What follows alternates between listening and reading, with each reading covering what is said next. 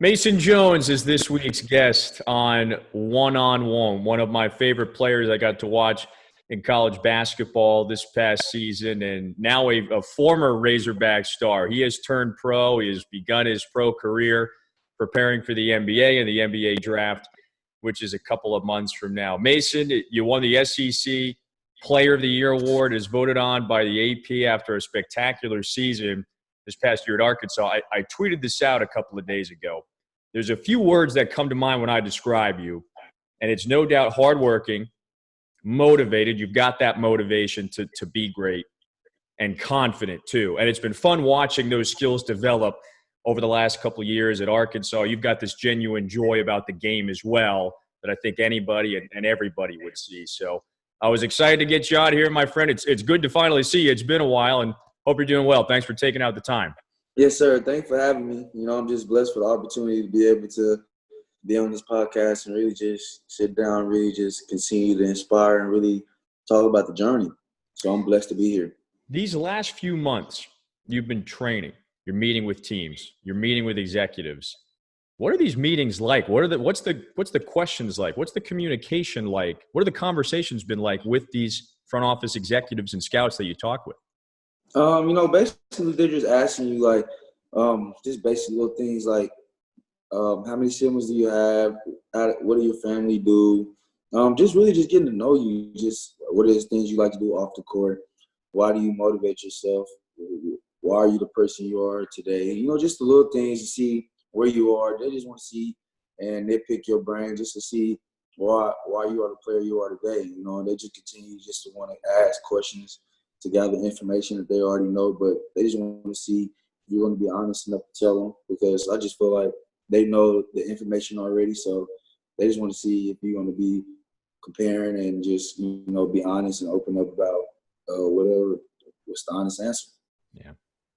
You said this to Mike Vorkunov. He's a great journalist not long ago, something to the extent of, I want to be the most prepared player in this draft.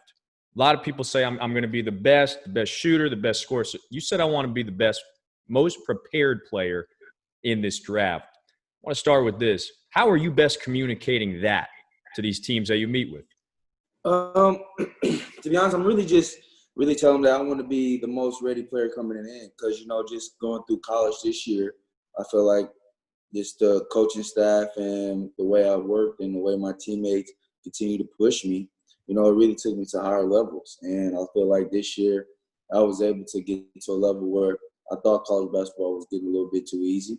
So, I wanted to always make sure I continue to push myself, and I always wanted to make sure that I got better. And just every day I always went to my coaches and my teammates to see what I could do better. So just doing that, it really helped me go 3-4 steps ahead in college. And that's really why I say I want to be the most ready and most prepared, because I know going into the next level, it's all about mental, it's all about body, it's all about just who really wants it.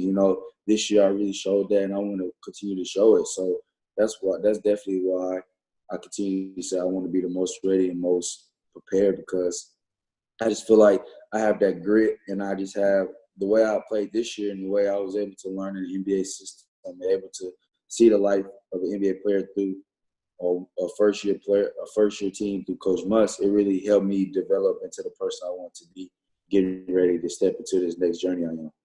I want to zoom in on this. You said this to me a while back. I think the last game I saw you guys months back at this point, you said before this year, of course you have tapped into those resources to become a better player, as you mentioned, Coach Musselman, being in that system, an NBA system. But going into this year, you set a goal for yourself. I want to be the best player in the league. That's my goal. And a lot of players say that, but you obviously made it come to fruition. What's on that short list of how you achieve that? What would you point to? Really, to be honest, first thing is just, believing in my faith, and really just understanding that I was able to really trust God and really trust the fact that I was able to really tell him my plans, and I stayed true, and I really was able to see the light. I was able to really follow his path. And, and the other thing is just hard work and really just trusting the work. I was working out 3 times a day, 6. I was working out before practice, and I was working out at night. And, people used to look at me like, yo, you're not tired? Some days I'll be tired, but I tell them it always paid off. Now that I'm in the situation I am and I was able to do a lot of good things this year, it really just because the way my coaching staff really continued to push me and my teammates, they saw that my work was continuing to pay off. And now that it has paid off, I go back to Arkansas and, a lot of people was really just looking up to me, just knowing that I did it the right way. I put the work in and, God just was able to really just continue to bless me. How did it click? You mentioned working out all day, getting up earlier than many other players. How did it click? Because people challenge you, like Coach Musselman, like your trainers, like your coaches over the years. When did it really click with you where you said, yeah, to be this good, I do have to get up at 6. I do have to work out 3 times a day. What basically motivated you to say, I do have to do it this way and I'm going to do it this way? I started, I watched a lot of good highlights of Kobe, and I was watching so many documentaries to see how great he was. And, just watching him, he was working out 3 o'clock, then he'd get up and go home and then get ready for practice, and then he'll work out again. And, it was just the little things that Kobe did. And, while I was watching the documentary, I just understand that through all this, hard work pays off. He put in the time. He worked on everything that he do in the game. And I just wanted to follow that, just knowing that Kobe was my favorite player. I wanted to make sure that I gave myself an opportunity to really fulfill my dreams of being a good player at Division I, not just getting there, but actually being a good player. So just going in, I knew, like you said, like you already knew it would be my year. Like I knew that the work that I was putting in and the work that I had seen Kobe put in and other NBA players, I knew it was going to pay off. And just to see the fact that it paid off, it's still mind blowing to this day.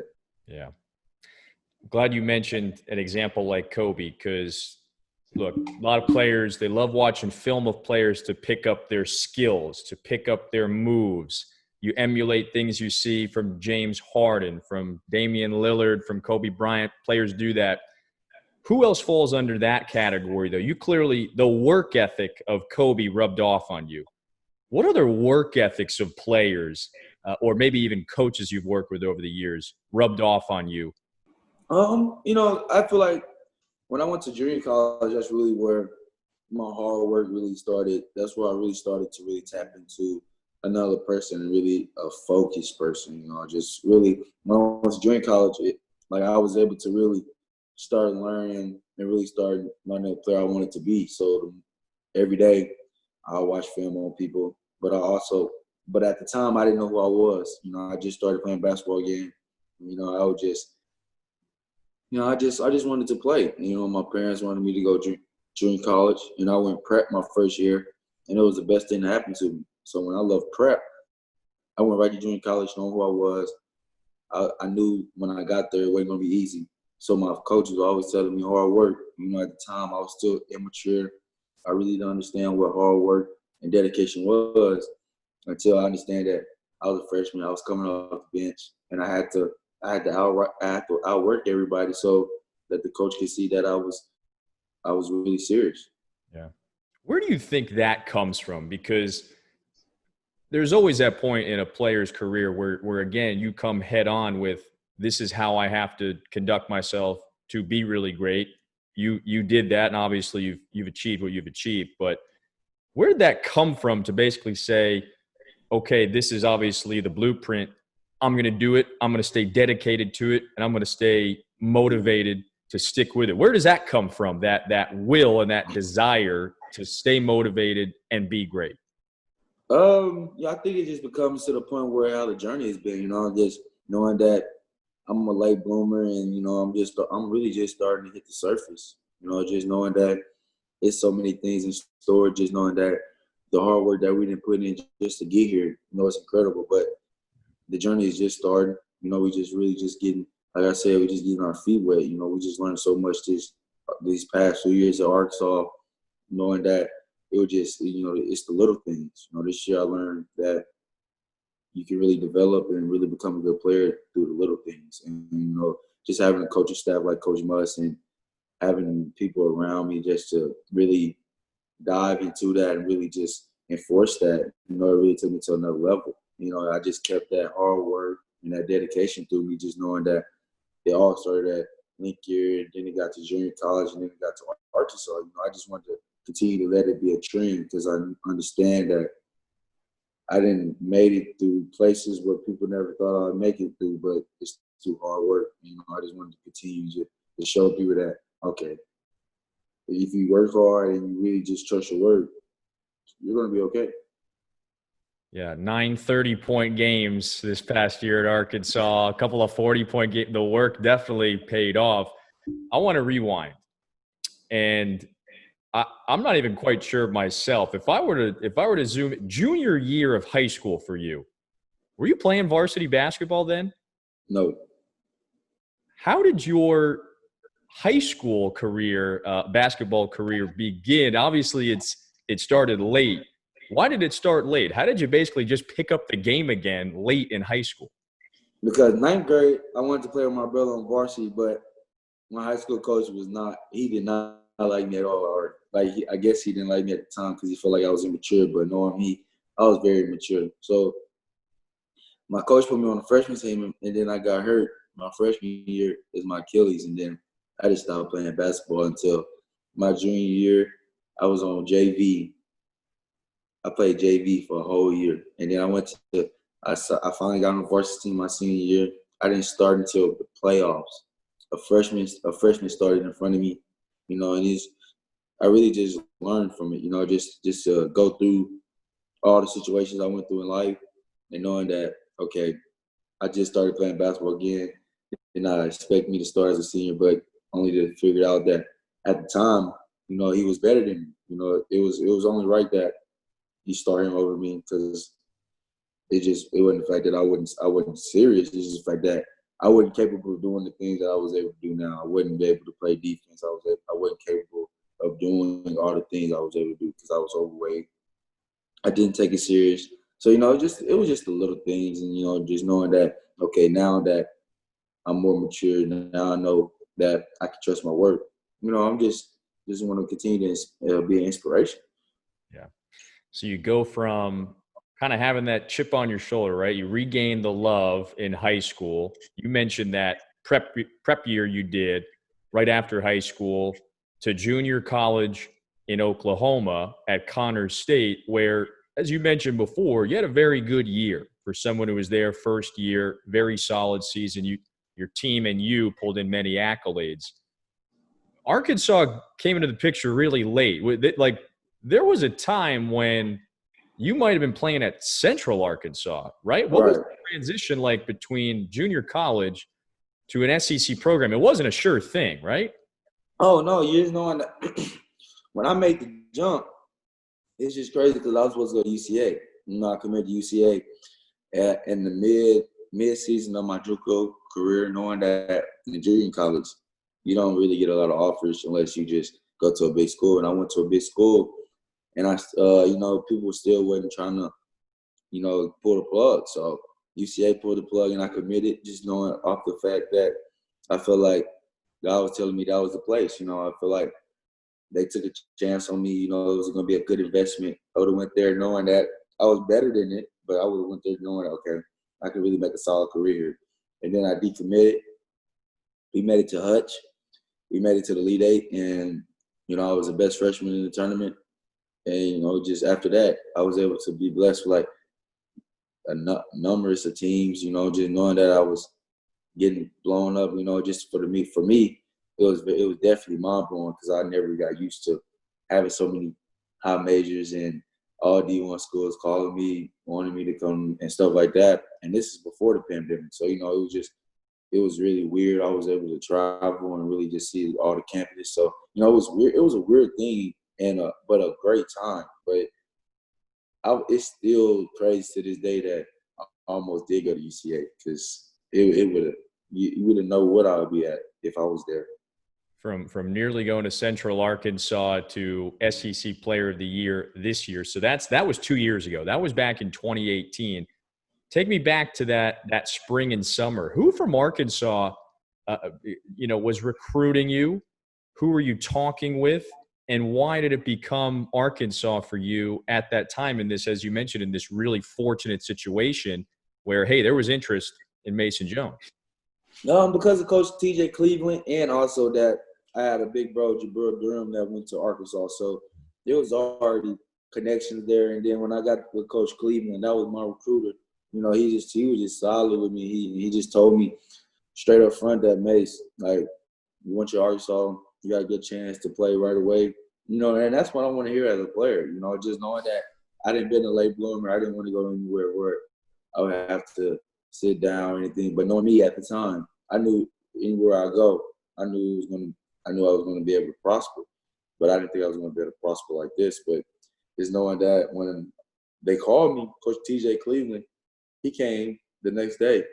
Just the fact that, people show commitment to him, and then knowing that I was only an hour and a half from Arkansas. So it was very easy for them to really put me on the top of their list and really make me a priority. And, that's what they did. And I really felt it. And I'm blessed for the opportunity that they was able to give me, knowing that I was still a player that came on late.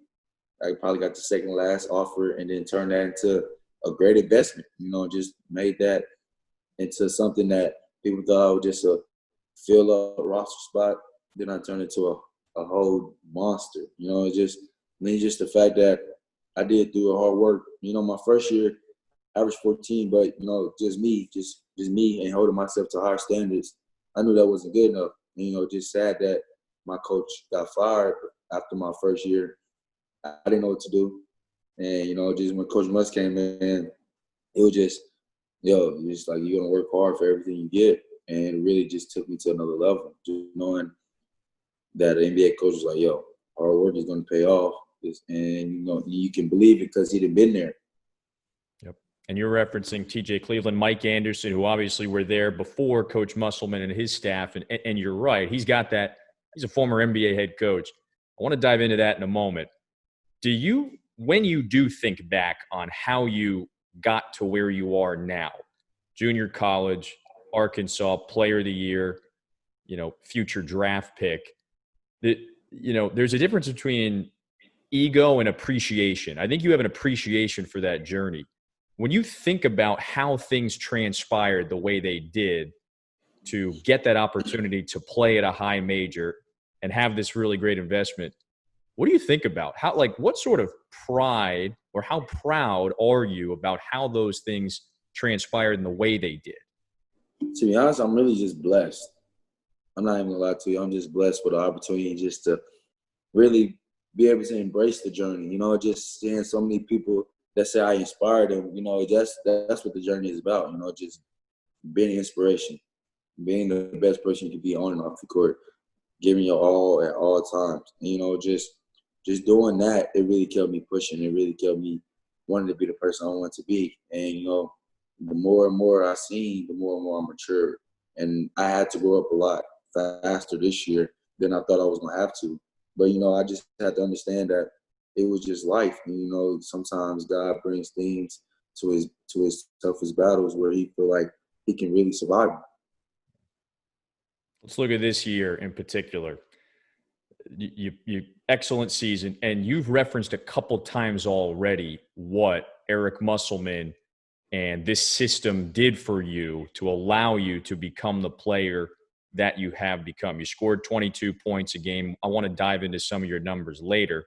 What specifically about playing in that system that you did at Arkansas this past year allow for your success? How did it set you up for success? It really just put me into an NBA mindset. He was always putting us in NBA situation, NBA schemes and practice. So when I was going to the games, it was very easy because I was practicing like I was playing. And that was the biggest thing that I had to learn this year is you set the tone in practice. It starts Monday. They set the tone for the week or the game. It starts Monday. It really starts Sunday. But just knowing that when Coach Musk told me that, at first, I didn't really understand what he was saying because I wasn't used to giving 100% every day in practice. And then I had to learn this year. And when I was giving 100% in practice, I just did the game and it was just clockwork. I felt like I was in practice because I was going hard all week. I was setting the tone, and I just started understanding that when I was with Coach Muss, the way he put me in situations where he knew I could be able to go score and be able to score at the best of my abilities, he did that, and he was able to show that I was able to score at all three levels, but I was also able to show that I had a high IQ for the game, and I was able to, even though he put the ball in my hands a lot, I was still able to get my team and make sure that everybody was happy. You know, that's one of the biggest things I also learned was having to deal with the high usage. I wasn't used to that my sophomore year, and for me to move into a new role, you know, I had to really learn my first 2-3 games. You know, just going through it. You know, I probably had 2 bad games that first stretch, moving to that transition. But, you know, it was all a live and learn situation, you know, and just coming out of it, it really made me the best player I could be. You know, it got to a time where I was talking to you before games. I was like, yo, let's go ahead and go for the MVP. You know, it got to that situation where I knew where we was heading. And, you know, just the ability that Coach Muss and my teammates was able to help me every day, it really took me to another level. Can we talk about my man from Tulsa? This was the 40-point game. My man, you put on skates. I think this was late in that game. You must know what play I'm referencing. Yeah. Crossover, transition. He goes sliding, step back, jump. Like, yeah, you showed there were some flashes of brilliance this year. Yes, sir. You know, just working out with Jeremiah and Jerome. You know, just my 2 trainers that I work out with.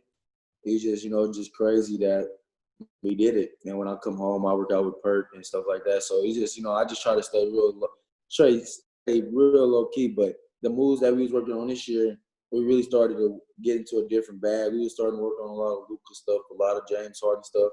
And I started really learn and really understand how to score, how to really manipulate defenders, how to really outsmart them. Like I started really just to outsmart them, use angles, and it's just the little things that I learned, knowing that at the time, you know, people was like, "Can Mason be athletic enough?" But you know, it's just crazy that I was still number 1 in finishing, still number 1 in transition points. You know, and that's just through all hard work. You know, just trusting and grind, and really just having a complete skill set. What did you really key in on when you watched players like James Harden, Luka Doncic? When you watch their moves, how were you able to take it and implement it into a game? And as you said, manipulate defenders, work the angles, and take advantage of those things in a game. Oh, it was just the little things. Me and Jeremiah used to always watch players and just see how they knew exactly what to do at the right time. And we understood that good scorers, they could do everything. They could score at all 3 levels. They know when to get the foul. They know what to do. And, you know, they just, in all situations, they always figure out a way to win that battle. And, you know, just watching James Harden, Luka and Mono and Steve Nash and CP3, you know, it's just so many things I watch with them because knowing, okay, we athletic, we can do them things, but we want to show our skill set. We want to be more efficient on the court. We want to be more apparent. We want to be more outspoken. You know, we want to be out there and to show production through the right way. You know, just watching them, I was able to really learn a lot. Like James Harden, I knew when to do the step back, and with Luka, I knew when to do the behind the back when the dude fell at Tulsa because he was right on my hip. You know, it's just the little things that I learned this year through my trainers, and you know I was able to really just put the time in, and it wasn't a 1-day grind. It was a watch film 3 times a day grind. And, you know, some days I'll be tired, and some days I ask myself why I continue to do this. But like I tell myself every day, if you want to continue to live the life you want to live, you got to continue to put the work in. You got to continue to keep your faith higher than yourself. Where do you, though, think that desire comes from? Where did that come from? Why do you have that desire and the will to keep doing something? Because I feel like God, like I feel like He wants me to be great. You know, I feel like, to be honest, the journey that I've been down and the way that it didn't turn around. So so apparently through hard work, I feel like he was just waiting for me to just to really understand who I was and really understand that in life is just you have to take what you want and you have to do it the right way. You have to really believe it and you have to really want to go take it. And I really believe that I wanted to be the best player this year, but also he gave me the path and the way, and I trusted him. You know, me and Coach Muss, we bumped heads, but our relationship is just to this day is just it's incredible because I learned so much from him, and I tell him every day like, it's crazy that we went through it, and our relationship got 100 times better. Like we got closer. It's just the fact that I'm blessed, and I can sit down at myself and look myself in the mirror and say thankful for everything he did because he made me a better player. And now, like you said earlier, why do you feel like you can be the most ready? It's because I've been through NBA, coach. I've been my sophomore year. I've been a catch and shoot shooter. Then I've transitioned to a scorer, a three-way scorer, and just me being able to go through both stages of college life. That's why I feel like I can be the most ready. And now a lot of people are starting to really get the idea of that. I want to look at some of your numbers. Year 1 to year 2 at Arkansas, and I'll list a few. Your minutes per game went up. Field goal percentage went up. Shot 45% from the field compared to 40% your first season. It's a significant jump. Free throw percentage went up. Rebounds, assists, steals went up. You scored 22 points a game. That was up from 13 and a half the year before. That's a significant jump. Free throws attempted. You took 9 a game. You led the nation in free throws made, free throw rate. Is there a particular stat there that you kind of take a little extra pride in? Yes, sir. It's definitely the free throw rate, knowing that last year I couldn't get to the rim at all. I didn't know how to really play Division I basketball. And just for the fact that I was able to put my pride aside and really just understand that, okay, I'm not that good. And I want to get good, but I'm not that good. And with me, I hold myself to high standards. And I keep accountable people around me that's going to keep me accountable. And that's just the thing about the growth and the process of the journey. You always want to keep people around that's going to hold you to a high standard, but you got to also hold yourself to a high standard. And I was able to do that.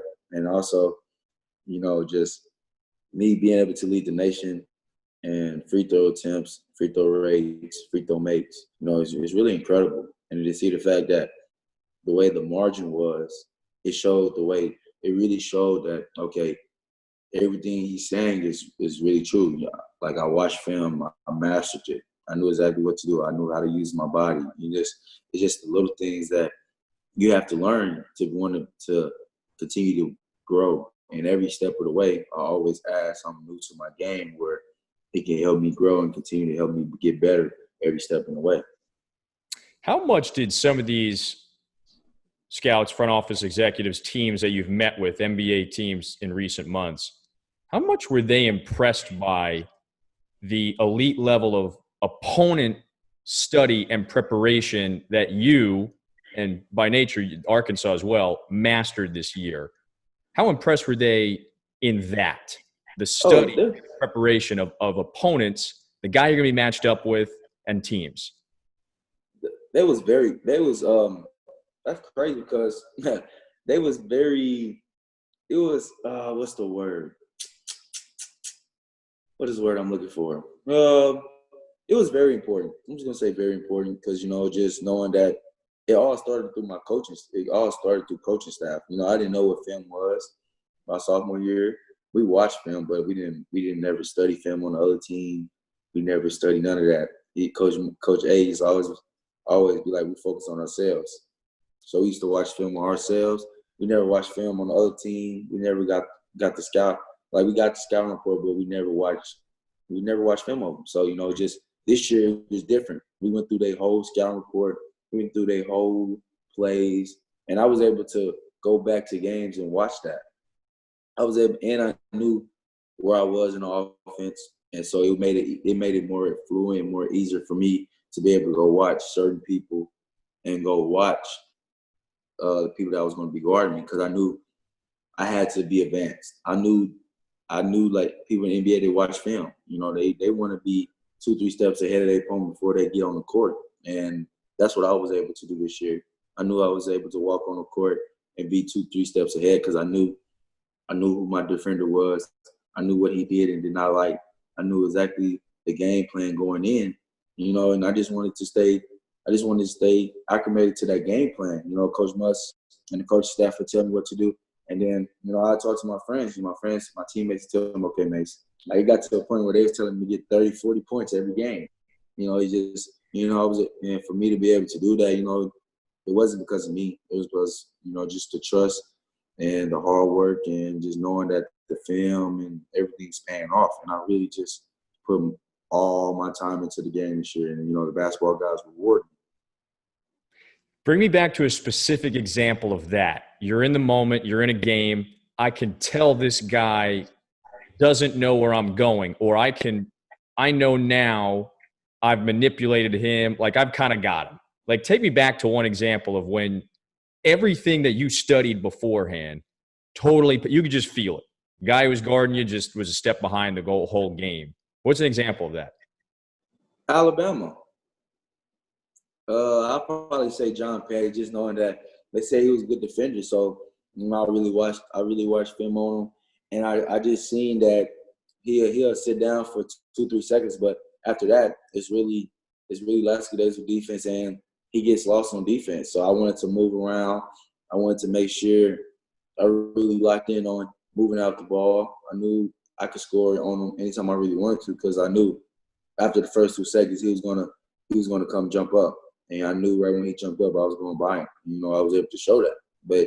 Just going into that game, there's so many other opportunities I could have said, but Alabama was definitely one of the focus games, knowing that it was a must-win, knowing that they said John Petty was first-team defense, you know, and, you know, it was things that I went through this year where y'all sure he played D? You know, like Pons, you know, I had 40, 37. You know, I was in the zone, and I just had 6 at Tennessee, and they called me trash, and, you know, just knowing me, I'm like, I have a Dame mentality, you know. I just like to really let my production do the talking until I feel disrespected. So I have to, you know, come out and really put my savage on. The Harden move was totally on this. That was the move on Pons, right? Tennessee game. That was kind of that was the quintessential Mason Jones, James Harden step back move of the year, I think.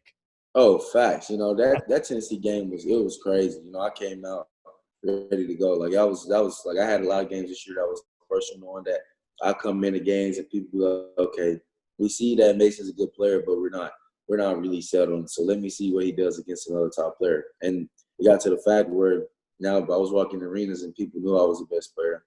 People knew that I was serious. And, you know, I just wanted to show it through hard work and dedication. You know, off the court, you see I'm goofy. You know, I just get back to regular life.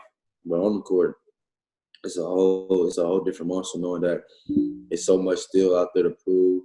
You know, I want to be great at the end of the day, and just to see that the season didn't finish, you know, it's still very upsetting. But, you know, it's all in God's plan. You know, you just gotta understand that. Like I tell my friends, day by day, you gotta take day by day, one day at a time, and just continue to embrace the day, because you never know when your day's gonna end.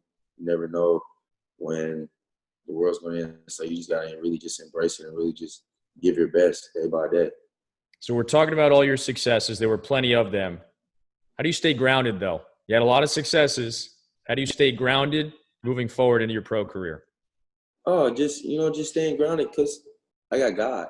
You know, just knowing that I'm really strong on my faith. And that's how I stay humble this year. You know, I really didn't let the basketball and the partying and the school stuff get to me, because I knew my main objective was to be great. And I knew that where I didn't been down before. I didn't see people get lost in the sauce and then their career go down. They do something stupid, and then you look up, their whole career is done. So I wanted to always make sure I was smart on and off the court, because I really enjoyed, like, I started to really get my enjoyment back for the game. And I really started to get to a point where okay, this is fun. Like, you know, I come here, not hoop, you know, and just the fact that I was gaining so much respect at a fast time, you know, like I say to this day, it's still mind blowing. I want with as much excruciating detail as possible, and maybe pick a day this week. What's the schedule like right now? When are you training? How often? How many times a day? With who? What time are you getting up? When are the meetings scheduled with NBA Yeah. teams? Where are you training? Give me as much excruciating detail as possible. Like what did a day this past week look like for you? So Monday, I'm waking up at 6. I got workouts at 6 o'clock. So I'm waking up at 5. The drive is 20 minutes. So I get there around 5:30, listen to some music before the workout. So I'm working out from 6 to 7:30. And then I have weights at 9. And then after 9, I have weights from 9 to 10. And then after 9 to 10, I go home, take a shower, eat salada, and then I'll work out again. I just do a crafting workout, just doing shots and stuff like that. And then some days I have 2, 3 meetings. Some days I have 1 meeting. Like Monday, I have no meetings, but this coming up week, I have 2 to 3 meetings coming up. So, you know, just making sure I work out in the morning and make sure I stay up for my meetings because, you know, I work out in the morning. So I like to sleep a lot, just knowing that I like to just stay out of trouble and really just stick to my vibes. That's what I do on my off time. But it's a day-to-day basis. It's crazy, you know, just training with Jerome, doing weights, having to do meetings, having to be on a phone call. You know, it's the little things that you really can't take for advantage. What's the strangest or quirkiest or most noteworthy question you've got in some of these meetings with NBA teams? Was there like a one that stood out? Was it a strange question, weird one? Give us something here. It was probably what's your favorite thing in your house? I was like, huh? I didn't know. Like I said my PS4, I guess. I didn't know how to answer that one. And it's a surprise to see how many teams are so high on me. You know, just to see that I continue to let God control what He controls, and I control what I control, and my controllability is continue to get better and continue to stay who I am, continue to remember who I am, and continue to remind yourself why you're here. You know, and just I want to continue to stay on my goals. I want to continue to stay on everything that really pushed me to a better person on and off the court. And it really just helped me really mature through these interviews because it's so many interviews that I've done. It has been an hour and a half. So, you know, there's so many questions going in an hour and a half. And you got so many, you know, you really learn from them. And that's what I really done from them. A lot of them has really been high on me to the point where I'd have been surprised, but I don't really get caught up into it because at the end of the day, it's October 16th. They're really high on me. You know, they're really going to put a plug. So day by day, I continue to get better. They're high on me because they continue to see how my body keeps getting better and better the more journey I get. So, you know, just knowing that I was able to be the best player this year, I want to continue to be that. You've got former teammates like Dan Gafford in the league. I think you're tight with Julius Randle. Yeah, he's another Texas guy that I think you're tight with. So you've got guys that I'm sure you can lean on, ask questions of. What's a challenge about making this ultimate jump to the league that seems pretty daunting to you right now? Probably the uncertainty and probably just knowing, okay, like I have to get used. It's a new life. Like I have to get used to coming home and being done at 12 o'clock. It's just a new lifestyle that I have to get used to. You know, and that's not the daunting part. The daunting part is just the fact that I'm finna move into the big dogs. You know, and you have to really learn a lot. And I want to make sure I'm able to really continue to be a sponge. I want to continue to learn, and I just want to make sure I don't lose myself being around the wrong people. You know, and it's hard because wherever you go, there's always good people in the program.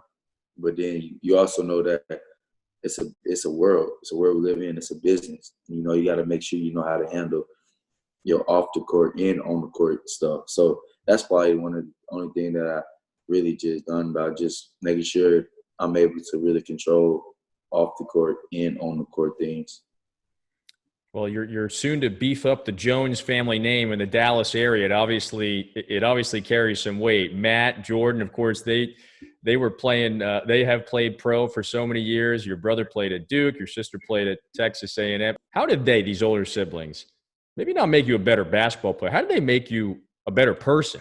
What's an example of that? Having siblings, older siblings, accomplished in the basketball space, help make you a better person as you were growing up. Just seeing the fact that, you know, my siblings used to, you know, just being high-profile players in the world. In high school, a lot of people looked at them like they was guys, some knowing that they was top 20 in their class, both of them. My sister was 7.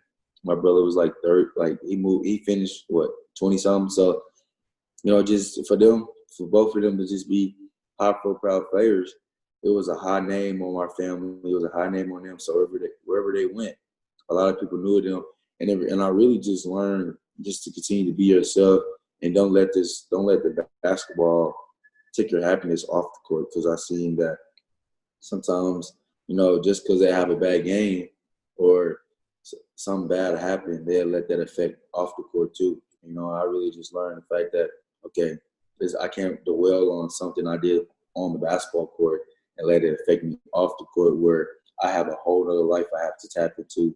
I have to, you know, and I can't bring my anger from the basketball court just because I didn't have a good game or I'm mad about this off the court to where it affect me and the people I love.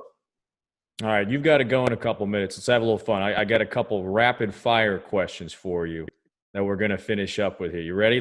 You ready for a couple rapid fire questions? Let's do it. This is like your NBA meetings all over again. All right. Favorite road destination to play in the SEC? What place fired you up and why? I'll probably say, I can't say Kentucky because I sucked my sophomore year, but I'll probably say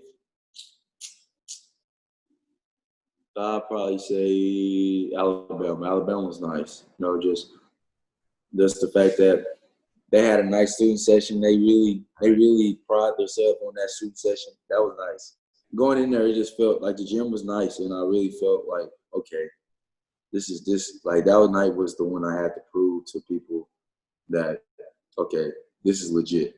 Because I knew I had a lot of people going in high on me, and people thought Kyle Lewis is better than me, so I knew it was going to be a great game, and I knew I wanted to outperform, and I knew it was going to be a lot of people, especially knowing it's a Saturday game.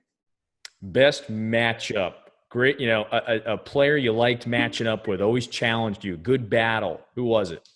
Me and Anthony Edwards. That was probably the best matchup I had all year. No, it was. It was. How about this one? Best movie you watched in quarantine? Life. Life is the one with Martin Lawrence and Eddie Murphy. That's right. All right, how about this one? True or false? The Raptors are going back-to-back this year. False. Oh, okay. And why? And who's your favorite in the NBA bubble? I just feel like, to be honest, I feel like it's going to be between 4 teams: Lakers, Clippers, Bucks, Toronto. You know, I just feel like Celtics are good, but Nick Nurse is a great coach. Like he gets it done. Even with the people he got, he gets it done. You know, the Raptors, Toronto, they play D.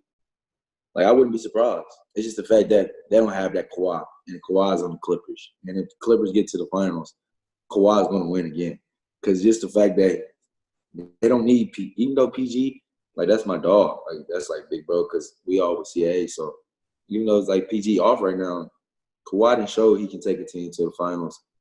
You know, and because Fred VanVleet, he learned so much from Kawhi to the point where they thought Siakam was going to be the player of the playoffs. Now it's, you know, Fred didn't learn so much from Kawhi. Now he's leading the team. It's the new big three right there: Siakam, Lowry, and VanVleet. That's it. Facts. Hey, you mentioned CAA. Who are some of the guys in the league who you're kind of tight with, who you've had some communication with? uh, Devin Booker, Terran Prince from the Nets. I talked to Marcus Smart. I talked to Emmanuel Mudiay. Just having them. I actually worked out with them every day, like when we was in quarantine and the pandemic. So I learned so much from them, and it was really a great time. It really took my game to another level, to the point where, okay, I was able to really say that I can be the most ready player because I've been through it. I didn't went through it, and I didn't seen the outcome to it. And just like I say to this day, just I gotta take it day by day. You never know what happened. You just gotta continue to live for the moment. All right, where can people follow your journey? What's the Instagram? What's the Twitter? Where can people follow your pro career here? Man, my Instagram is Mason underscore Mason Jones 15, and then my Twitter is Mason Jones 2. So yeah, definitely go and follow me. And I just want to let y'all know that, hey, the journey is just getting started.